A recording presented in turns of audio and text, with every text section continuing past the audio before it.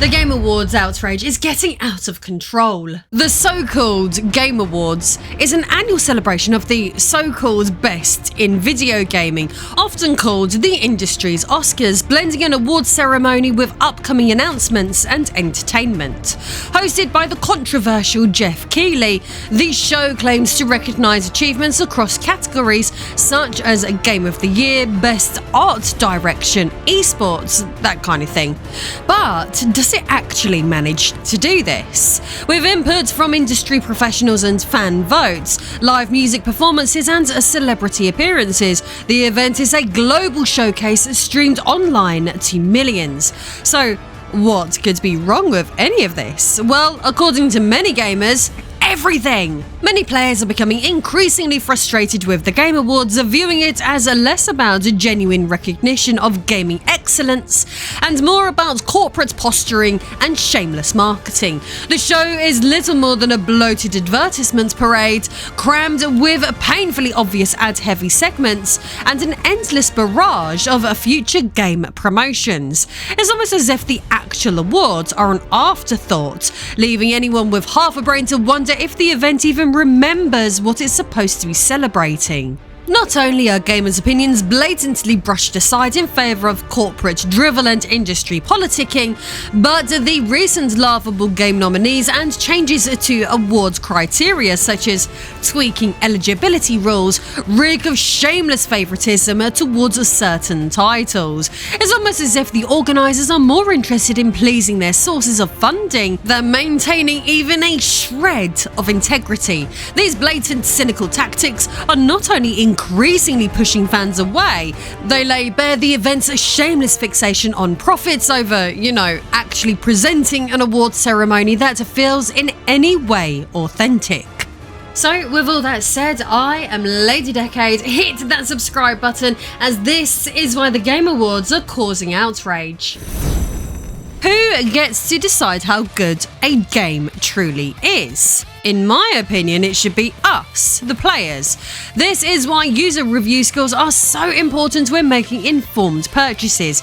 They reflect the genuine experiences and opinions of everyday gamers, free from the influence of marketing hype or corporate agendas. Modern gaming is getting more expensive than ever, but it doesn't have to be. Imagine snagging incredible titles like Space Marine 2, Black Myth Wukong, Sparking Zero and Metaphor with huge amounts of money off compared to buying directly on Steam. Whether you're into AAA blockbusters, modern retro gems or indie masterpieces, you'll find thousands of games at unbeatable prices, all while supporting my work at the same time. Just click the affiliate links in the pinned comments and start saving big on your next gaming adventure. Happy shopping and even happier gaming. As I pointed out in my introduction, fans hold most of the control over user review scores. Unfortunately, the same cannot be said for the so-called prestigious Game Awards. But to fully understand the inevitable frustration and well-earned skepticism surrounding this year's upcoming spectacle, let's take a step back and examine the history that got us here in the first place. The modern Game Awards tie back to an earlier award ceremony known as the Spike Video Game Awards, or VGAs, launched in 2003 as an ambitious attempt to create a high-profile award show celebrating achievements in the video game industry. Hosted by Spike TV, the VGAs quickly gained attention for their flashy production, celebrity hosts like Samuel L. Jackson, and live performances. They aimed to emulate the grandeur of events like the Oscars or Grammys, while tailoring the spectacle to appeal to a younger gaming-focused audience. With categories such as Game of the Year, Best Graphics, and Best Multiplayer, the VGAs initially carved out a unique space, blending recognition of gaming artistry with entertainment-driven fanfare. But even then, none of this came without scrutiny. From the start, the VGAs leaned heavily on celebrity involvement and exclusive world premieres of game trailers to draw viewers. These premieres often became the main attraction, overshadowing the awards themselves. While this formula attracted mainstream attention, it also sparked criticism within the gaming community. Many felt that the event prioritised marketing, spectacle and star power over the authentic celebration of games as an art form. For many viewers watching on, the existence of this concept came across as false, tacky and embarrassingly desperate, like the game industry was a socially awkward teenager trying way too hard to get noticed by the cool kids of music, film and television. Instead of proudly embracing its own identity and charting a unique course, the VGAs seemed determined to cosplay as a generic awards show, complete with cringe-worthy celebrity appearances and out-of-place musical acts that often had little to no connection to gaming. It felt less like a celebration of the medium and more like a painfully insecure plea for validation, as if video games couldn't possibly be taken seriously unless they mimicked the trappings of more established entertainment industries. To many, it was a loud, glittery admission that gaming wasn't confident enough to stand on its own 2 feet. With all of this, as the years went on, the show's identity as a serious awards platform was increasingly questioned. By the early 2010s, the VGAs began to lose relevance. The focus on entertainment and celebrity-driven appeal alienated a portion of the core gaming audience, who wanted a more thoughtful and industry-focused event. What little credibility it had managed to build was slowly eroded by its relentless obsession with shallow spectacle. Of course, these events involved people who genuinely cared deeply about the artistry and innovation behind the games they loved, yet they were met with a parade of out-of-touch celebrity cameos, awkward comedy skits, and musical performances that seemed to scream, "We want to be Hollywood too," rather than "We celebrate gaming." It's all so embarrassing, isn't it? Combined with declining viewership and a shifting media landscape, Spike TV discontinued the VGAs after 2013.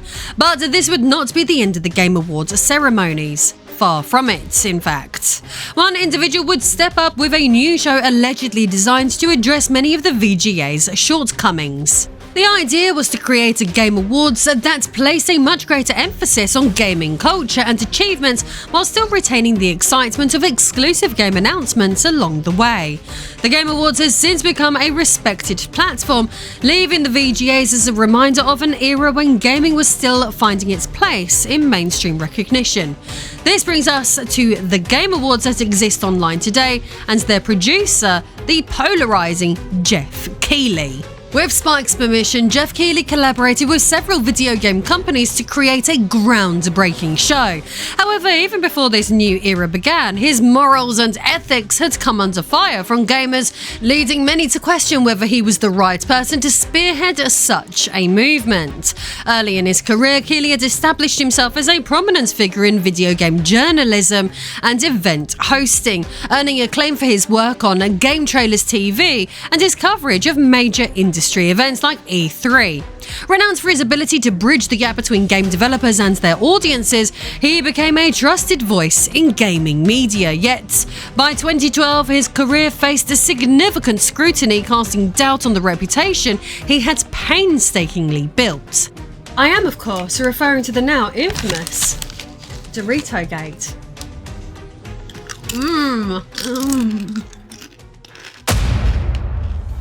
Doritos Gate erupted in 2012 as a hilariously on-the-nose scandal that laid bare the cringe-worthy coziness between video game journalists and their advertisers. The debacle took its name from an infamous interview featuring Geoff Keighley himself, where he sat smugly amidst a shrine of Doritos and Mountain Dew while discussing Halo 4 with all the subtlety of a carnival barker. The image, dripping with corporate pandering, became the symbol of the blatant commercialization plaguing game journalism. At that time, Keighley became the physical embodiment and personification of everything that was wrong with the industry, leading to a great deal of backlash against the establishment. The controversy would gain even more traction when Robert Florence, a writer for Eurogamer, decided to state the painfully obvious in his article titled "Lost Humanity 18, a Table of Doritos." Florence aimed at the farcical closeness between journalists and industry bigwigs, with Keighley's marketing altar serving as Exhibit A. He didn't stop there though, he also threw shade at other journalists, including Lauren Wainwright, whose work raised more red flags than a matador's closet. He perceived Lauren to have conflicting interests in her coverage, but sadly Robert would be quickly shut down for speaking his mind about everything. Following legal threats from Wainwright herself, Eurogamer edited the article, prompting Florence's resignation. This led to an even larger outcry, with many lamenting the state of transparency and accountability in the gaming press. The fallout was predictably messy. Gaming outlets scrambled to pretend they cared about ethics, slapping together new guidelines to save face. Discussions about transparency and editorial integrity became the flavour of the month, though as we can sadly see today, it's highly debatable that any lasting change actually occurred. As for Keighley, the catalyst who this all began around, his involvement in this fiasco turned him into a walking punchline. The internet christened him the Dorito Pope, complete with memes immortalising his awkward Doritos Mountain Dew altar. His impartiality and journalistic credibility were rightly called into question. Due to all of this, Doritos Gate remains a masterclass in how to shamelessly pander to advertisers while reminding everyone that game journalism has always had a seat reserved at the corporate buffet. However, if you know your history, or at least what's going on today, this would not slow down Keighley's career. Despite so many questions flying around surrounding Geoff's integrity, none of this, of course, would stop Keighley from continuing to climb the industry ladder or deter him from launching his own gaming spectacle. In fact, despite becoming the poster child for everything wrong with game journalism, Keighley pressed on with an almost inspiring lack of self-reflection. Eventually, this led to the creation of the Game Awards. Thinking about it is hilarious that such an award show even exists, as the very idea that someone with such a publicly tarnished reputation for impartiality could position themselves as an arbiter of gaming excellence is laughable. If Doritos Gate proved anything, it's that Keighley's integrity isn't exactly built on bedrock, making his role as the self-styled face of a gaming awards culture all the more ironic. But to his credit, Geoff's Game Awards have had a slightly different tone to the VGAs. Gamery. The VGAs were heavily tied to Spike TV, which, as already mentioned, leaned into a Hollywood-style presentation aimed at younger male audiences. Its focus was often on celebrity appearances and entertainment value rather than gaming itself. In contrast, Geoff Keighley, who had worked on the VGAs, left to create the Game Awards as an independent production. His proclaimed vision was to elevate gaming as an art form, celebrating the medium in a more authentic and industry-focused way. The tone and presentation of the two events were markedly different. The VGAs were known for their comedic sketches, pop culture references, and celebrity hosts, many of whom had little connection to gaming. In comparison, the Game Awards debuted with a more professional tone, emphasising developer stories, creative achievements, and the cultural importance of gaming. While the VGAs were on television, the Game Awards, on the other hand, embraced digital platforms, becoming a globally streamed event from the start. By broadcasting on YouTube, Twitch, Twitter, and other platforms, the Game Awards ensured it was free and available to a worldwide audience, reflecting the global nature of gaming and, most importantly, hitting the awards' target audience much more effectively than through a restrictive medium like TV. Prior to all of this, the VGAs were often criticised for being too focused on marketing partnerships and blockbuster titles, with limited involvement from the broader gaming industry. Keighley worked to make the Game Awards more deeply involved with developers, publishers, and media outlets in the judging process, and introduced fan voting to give audiences a voice. Ultimately, the VGAs were frequently criticised for being shallow and dismissive of gaming as a serious art form. The Game Awards, in contrast, received more praise for taking a more mature and thoughtful approach to celebrating the industry. But despite all of these positives, in the years leading up to now, this hasn't made the new Game Awards free from scrutiny. So gamery. The Game Awards, often paraded as a prestigious celebration of gaming, has faced relentless criticism, much of it entirely predictable. The primary grievance? It's a blatant obsession with advertisements and marketing. Of course, sponsorships are necessary, no one denies that. But the sheer barrage of ads and brand tie-ins makes the whole affair feel less like a celebration of gaming and more like a tacky corporate expo.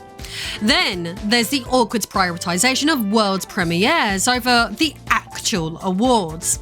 Sure, flashy trailers and announcements draw eyes, but they completely overshadow the purpose of the event. Most awards are hurriedly announced or shunted to the pre-show, as if the developers' hard work is a mere afterthought. It's hard to feel like these moments mean anything when they're treated like fillers between commercials and hype reels. Building on these issues surrounding the show, bias accusations are another thorn in the event's side, and frankly, it's not surprising. The voting system, combining industry insiders and fan input, has remained murky at best over the years. So to most, it comes as no shocker that big-budget titles often clean up while smaller, equally deserving games are sidelined. For example, when one publisher sweeps multiple categories, it reeks of favouritism, further alienating the people who buy these games. Another sore point is the imbalance in category representation. Niche genres like simulation, strategy and VR are crammed into broad categories, while esports seems to get disproportionate attention. It's as if certain parts of the industry are treated as an afterthought, leaving entire swathes of gamers feeling excluded. Making it even clearer, all of this is just about the money. While better, in my opinion, than the VGA's previous, for those who actually care about games and developers, it's a hollow spectacle that still panders to mainstream audiences at the expense of authenticity. Indie games, while technically included, are blatantly underappreciated. They're shoved into a couple of token categories and rarely get the same spotlight as AAA titles. It's a missed opportunity to showcase genuine creativity and innovation in favour of the same recycled blockbuster hype. And in a clear cultural bias, favouring Western preferences like action-adventure games over historically at least genres like JRPGs, you're left with an event that feels more like a misstep than a genuine reflection of the industry.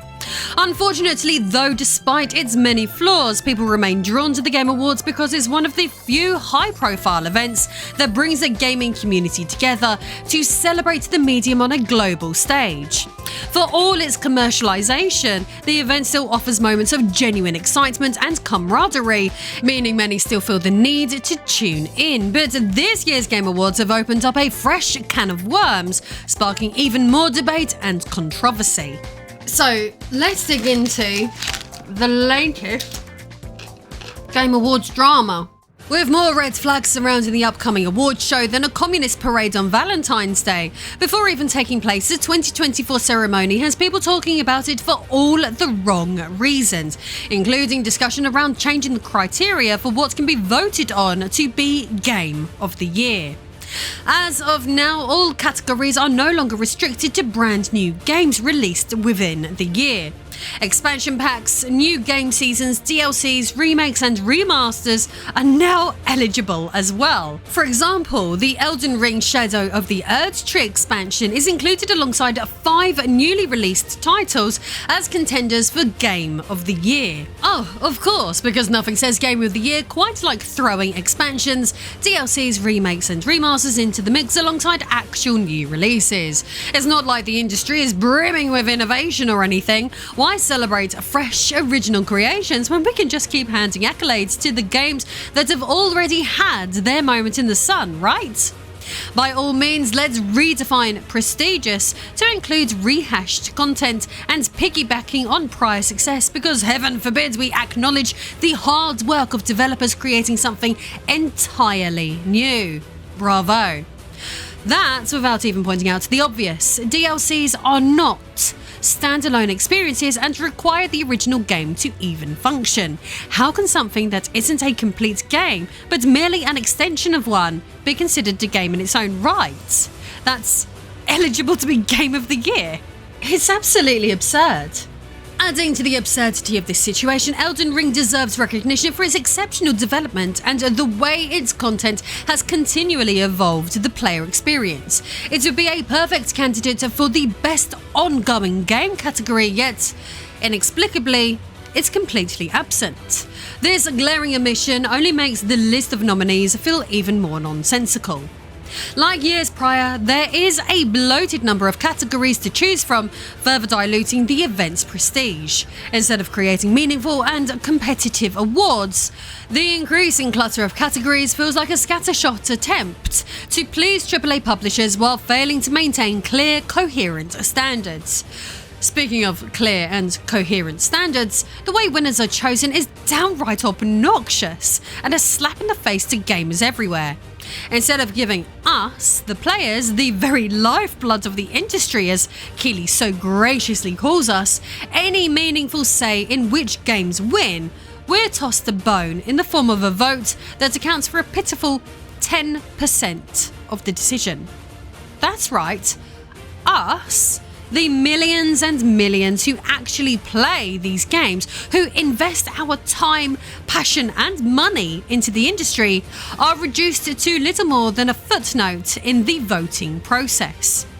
Apparently, our collective voice is worth less than a whisper compared to the opinions of a handful of esteemed critics and insiders who make up the remaining 90%. Because clearly, they know better than the people who actually experience the games. Why should our enthusiasm, our experiences or our preferences matter when we have experts to tell us what's truly worthy of acclaim? It's almost as if the awards are less about celebrating the community and more about maintaining an air of elitism. Bravo again. But then it was their excuse for why our opinions don't really count that really got me. On the Game Awards official website, it is outlined in black and white why Geoff Keighley and co. believe we are not the correct people to decide if a game is the best or not. It reads, creating a 100% fan vote presents several challenges. First, given that some games are exclusive to one platform, a public vote puts single-platform games at an inherent disadvantage over multi-platform titles. In addition, it is important that winners cannot be socially engineered in any way.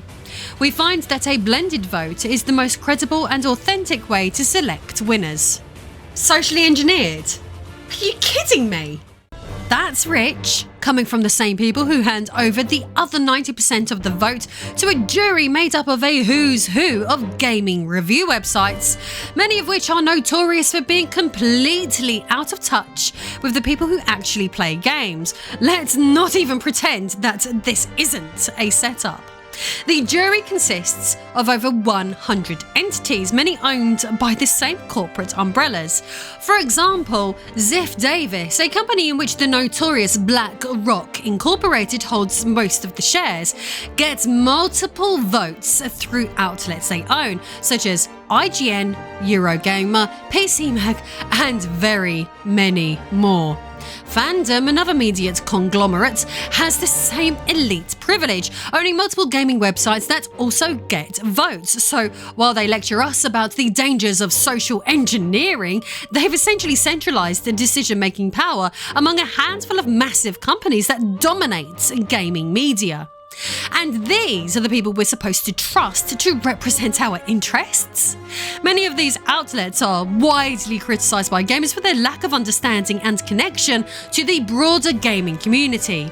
Their opinions often feel disconnected from what players actually value, yet they're handed the majority vote as though their perspectives are somehow more authentic than ours. It's laughable. At the end of the day, the system isn't about fairness or credibility, it's about maintaining control. The fan vote is little more than a token gesture designed to give the illusion of inclusion, while ensuring that the right games win. If anything, this so-called blended vote is the real social engineering here, and gamers can see right through it. This is disgusting, it's detestable, and we can all see straight through this charade. The Game Awards' justification for sidelining public votes can easily be interpreted as a self-admission that the organisers have little faith in democratic processes or traditional Western values like fairness, equality and majority rule. By stating outright that a fully fan-driven vote is unacceptable due to fears of social engineering, they're essentially saying they don't trust the gaming community to make the right decision. This sentiment undermines the core principle of democracy, that the collective voice of the people should have weight and legitimacy. By limiting the fan vote to just 10%, the Game Awards is signalling that the collective opinion of millions of players, arguably the most invested and affected group in the industry, cannot be trusted. This is a clear and open dismissal of the democratic ideals, with the organisers instead placing the bulk of decision-making power in the hands of a small, centralised group of critics and media outlets. This system mirrors oligarchic control rather than democratic participation, and as I said, this utterly disgusts me. What makes this worse is that, ironically, accusing fans of being prone to social engineering is itself a dismissal of their intelligence and ability to evaluate games independently. Meanwhile, the jury system they've created is vulnerable to exactly that: coordinated voting from interconnected media outlets owned by the same parent companies. By their logic, the jury is just as engineered, if not more so, making this argument hypocritical and indicative of a deeper disdain for fan-driven processes. What makes it even more bizarre is that sprinkled amongst the gaming press who are allowed to vote on their favourite games, ideologically driven entities like Pride.com can also be found as well. While gaming press outlets at least have a tenuous connection to the industry through reviews and coverage, the inclusion of such entities raises serious questions about the criteria for being part of the jury. What does an ideologically focused platform with no significant connection to gaming have to offer in evaluating the quality of games? It's a ridiculous addition that once again undermines the credibility of the voting process and suggests the jury is more about ticking diversity and inclusivity boxes than assembling a panel of informed, qualified voices. If fan votes are dismissed as untrustworthy, then why are organisations with little to no gaming expertise given an outsized say in the decision-making process? It reeks of performative pandering rather than a genuine attempt to create a fair and balanced award system. By dismissing the voice of the majority in favour of a centralised, elite-controlled process, the Game Awards reveals an inherent disdain for democratic values. Their approach prioritises control and curation over fairness and representation, creating an award system that feels more like a top-down decree than a celebration of community. This structure conveniently benefits the awards' revenue streams and relationships with advertisers and sponsors, who are less interested in fan-driven outcomes and more concerned with aligning their brands with prestigious titles. By concentrating decision-making power among a selected group of insiders, the organisers can better curate results that cater to corporate interests, ensuring the games and publishers with significant marketing budgets or industry influence are given prominence. Ultimately, the awards feel less like a reflection of the gaming community's voice and more like a polished showcase tailored to satisfy the sponsors that keep the event afloat. Let's be honest, it looks like Geoff Keighley hasn't changed at all over the years, does it? He seems to be all about the money and not at all about the gamers. Speaking of this infamous individual, he has come under even more fire recently. Geoff, ever eager to cement his legacy as the king of gaming self-promotion, has decided to trademark the wildly creative and entirely original phrase, the Game Awards. This bold move has, unsurprisingly, caused a stir among independent creators and smaller outlets who might have naively thought that such a generic term wasn't owned by anyone, least of all Keighley. In a display of breathtaking humility, Keighley and his team have asked fans to not only support this trademark application, but also provide heartfelt testimonials about how they personally associate the phrase with his annual event. Because, obviously, no one else in the gaming world could possibly use or imagine such a groundbreaking combination of words. Critics, clearly not appreciating the sheer brilliance of Keighley's branding strategy, have argued that the term is far too common to be monopolised. But hey, why let a little thing like common sense or community impact get in the way of claiming ownership over something everyone else has used freely for years? The only reasonable conclusion to draw from Geoff Keighley's attempt to trademark the Game Awards is that despite all the lofty talk about celebrating creativity and honouring the art of video games, this move is depressingly about one thing: money. By locking down a generic term like the Game Awards, Keighley isn't protecting creativity or advancing the gaming community. He is laying claim to a slice of the industry's lexicon to ensure that any event resembling his can't use similar branding. It's less about fostering a space where creators and players can unite to celebrate games and more about ensuring that his brand remains the brand and reaping the financial and promotional benefits that come with it. His eventual creation, the Game Awards, was marketed as a celebration of gaming's best, a showcase of creativity and innovation, yet over the years its flashy sponsor-heavy presentation has increasingly left many feeling like it's less about the art and more about the ad space, essentially a repackaged Doritos Gate on a grander scale. This latest trademark controversy only reinforces that perception, revealing that behind the glossy trailers and heartfelt speeches lies a prioritisation of brand dominance over the very creativity the show claims to honour. In the end, it's hard to see this as anything other than a business play where protecting the bottom line takes precedence over celebrating the diverse voices that make gaming truly special. With so many conflicting agendas out there, it's clear that user review scores remain the best way to truly gauge whether a game is worth your time. And if you're passionate about gaming, whether you're into AAA blockbusters, modern retro classics, or hidden indie gems, you can't afford to miss out on thousands of incredible deals at unbeatable prices. By clicking the affiliate links in the pinned comments, you'll not only save big on your next gaming adventure, but also directly support my work. And if today's video left you wanting more, you can take it a step further by becoming a backer on Patreon, where you'll get exclusive access to my cosplay library and so much more. Don't miss out.